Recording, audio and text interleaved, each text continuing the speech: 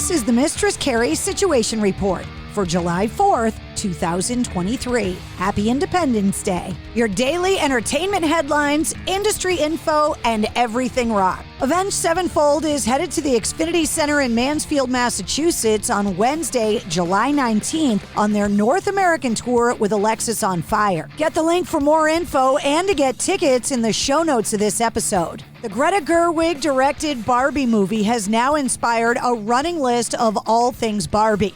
From pool floaties to electric yellow Impala roller skates to shimmering makeup palettes, and the forthcoming film has reinvigorated the company's thirst for made-for-movie toy collaborations. In a recent interview with The New Yorker, executive Kevin McKeon revealed that a film on Barney the Purple Dinosaur is on the way, saying, quote, "We're leaning into the millennial angst of the property rather than fine-tuning this for kids.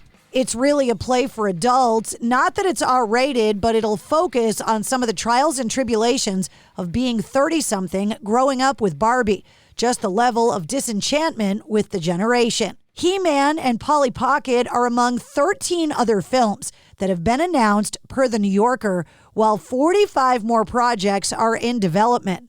Tom Hanks is reportedly set to star in Major Matt Mason, the inspiration behind Pixar's Buzz Lightyear, based on the action figure first introduced in the 60s. Motley Crue's Nikki Sixx has marked the occasion over the weekend of 22 years of sober living, sharing a post on the details of what has gone on, calling it, quote, "one hell of a beautiful and sometimes difficult journey," saying, quote, "People always say good for you like some kind of pat on my head. I do understand what they're trying to say. Truth is, nobody held my hand while I was kicking heroin. In fact, nobody even called to even check on me, nor did anyone hold my hair while I was vomiting blood. I had to make the decision alone to change my life, but it wasn't until I finally found the program that my life truly changed and I learned the tools for a beautiful life even in the face of adversity. That's where I found people who understood my addiction." Tracy Chapman is set to make history this week when Luke Combs' version of her 1988 song Fast Car is expected to go #1 on the country charts. Combs' version of Chapman's ballad will top Billboard's country airplay chart when the chart positions are announced in the coming days. With that achievement, Tracy Chapman will become the first ever Black woman to have the sole songwriting credit on a #1 country hit. In a new interview with Pod Scum, Twisted Sister guitar player JJ French revealed that the band's classic album 1982's Under the Blade will receive an expanded 40th anniversary reissue this year, saying, quote, "That's going to be a double live album. And one of those albums is going to have us playing cover material from back in the bar days, which we've never released before. So you're going to have us playing Led Zeppelin and Aerosmith songs, which no one has ever heard. And I think people will appreciate it. And that's new." Less than a month after splitting with keyboardist Craig Jones, the identity of Slipknot's new mystery keyboardist may have accidentally been revealed in a photo posted by percussionist Tortilla Man Michael Pfaff.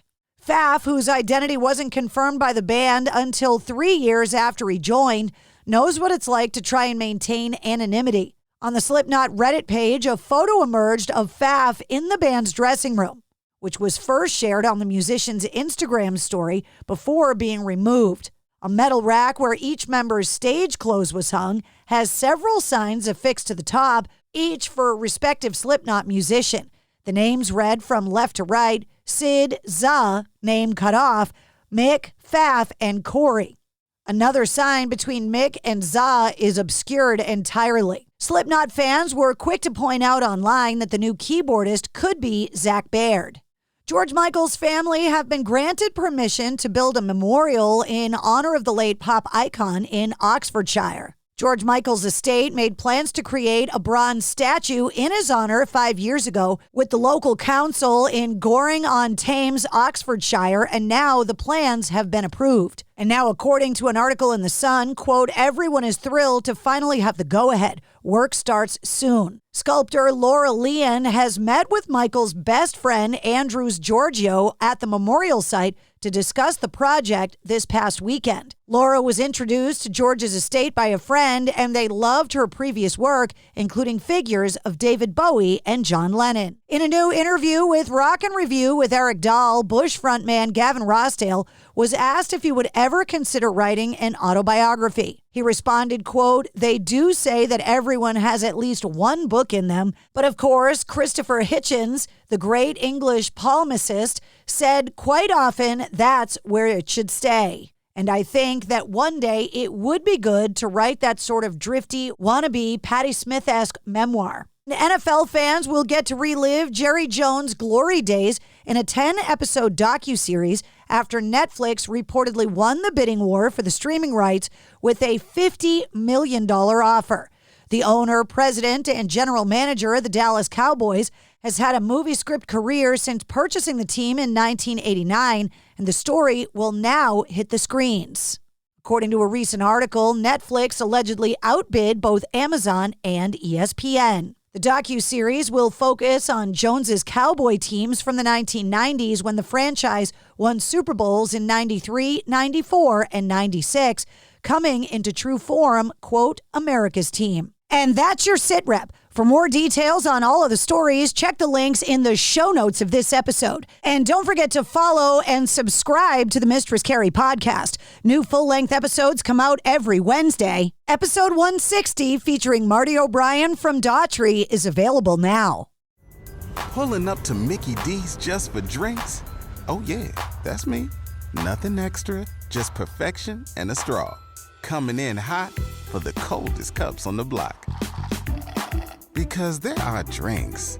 Then there are drinks from McDonald's. Get a creamy Oreo frappe or McCafe smoothie for less with 20% off any purchase of $10 or more. Only on the app. Limited time only at participating McDonald's. Valid one time per day. Visit McDonald's app for details. Ba-da-ba-ba-ba.